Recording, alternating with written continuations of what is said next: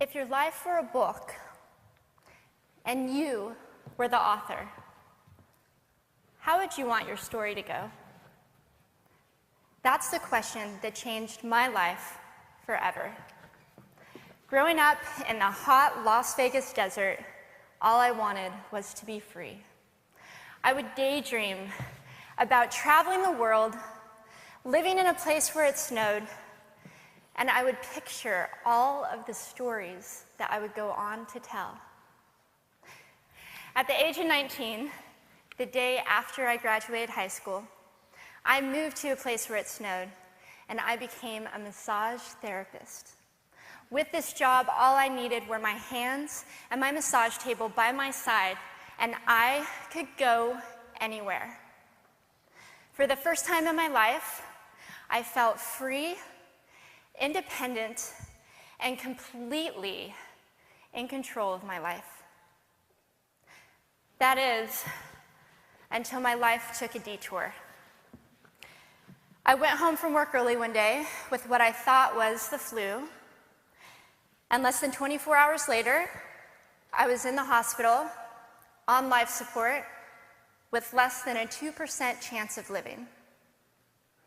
It wasn't until days later, as I lay in a coma, that the doctors diagnosed me with bacterial meningitis, a vaccine-preventable blood infection. Over the course of 2.5 months, I lost my spleen, my kidneys, the hearing in my left ear, and both of my legs below the knee. When my parents wheeled me out of the hospital, I felt like I had been pieced back together like a patchwork doll. I thought the worst was over until weeks later when I saw my new legs for the first time.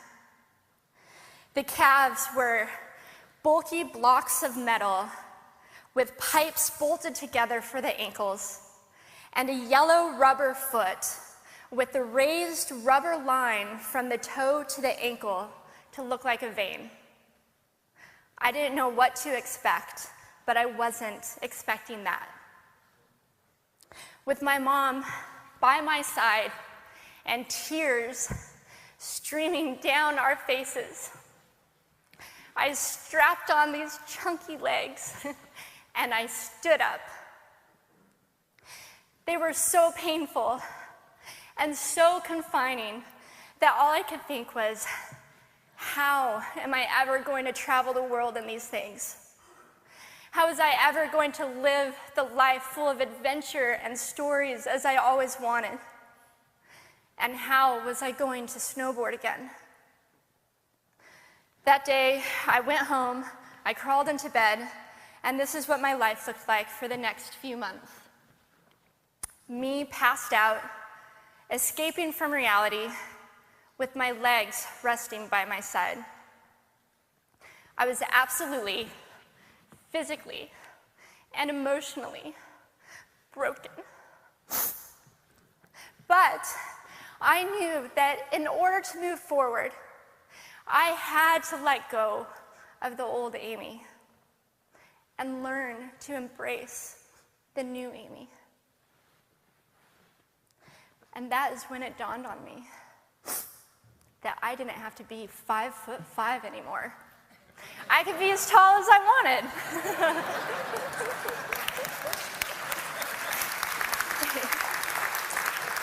Or as short as I wanted, depending on who I was dating. And if I snowboarded again, my feet aren't going to get cold. And best of all, I thought, I can make my feet the size of all the shoes that are on the sales rack. And I did. So there were benefits here. It was this moment that I asked myself that life-defining question.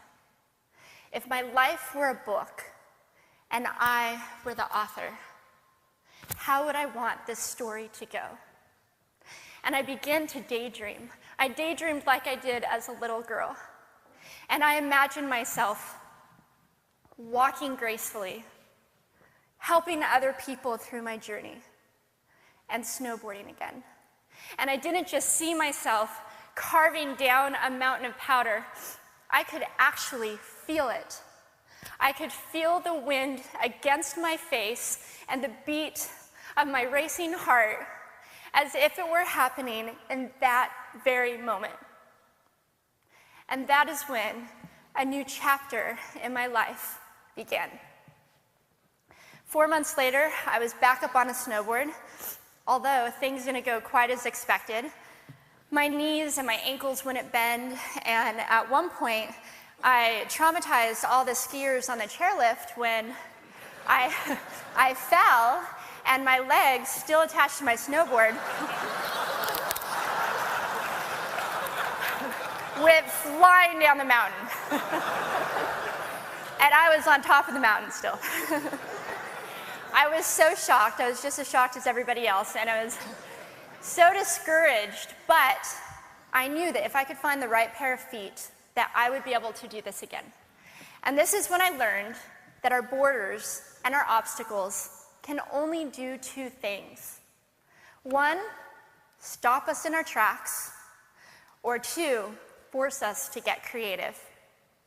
I did a year of research, still couldn't figure out what kind of legs to use, couldn't find any resources that could help me.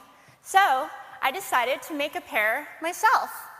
My leg maker and I put random parts together, and we made a pair of feet that I could snowboard in. As you can see, rusted bolts, rubber, wood, and neon pink duct tape. And yes, I can change my toenail polish.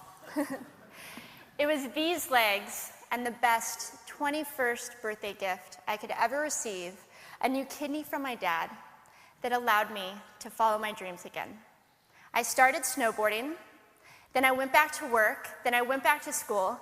Then in 2005, I co-founded a nonprofit organization for youth and young adults with physical disabilities so they could get involved with action sports. From there, I had the opportunity to go to South Africa, where I helped to put shoes on thousands of children's feet so they could attend school. And just this past February, I won 2 back-to-back World Cup gold medals. Thank you.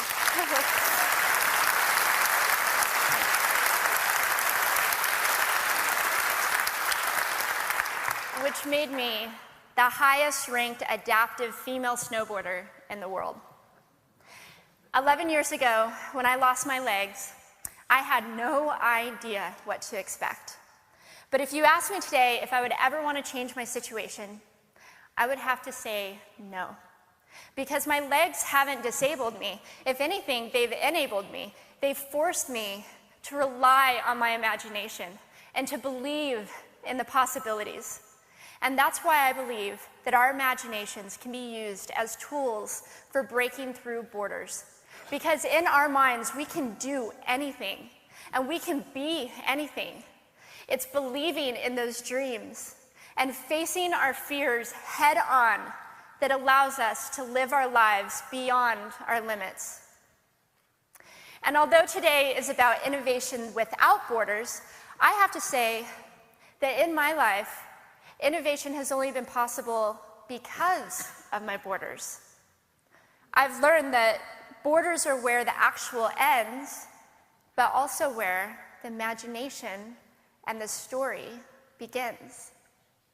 So the thought that I would like to challenge you with today is that maybe instead of looking at our challenges and our limitations as something negative or bad, we can begin to look at them as blessings.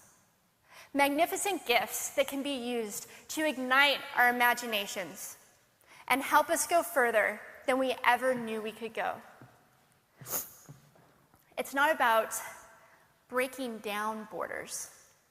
It's about pushing off of them and seeing what amazing places they might bring us. Thank you.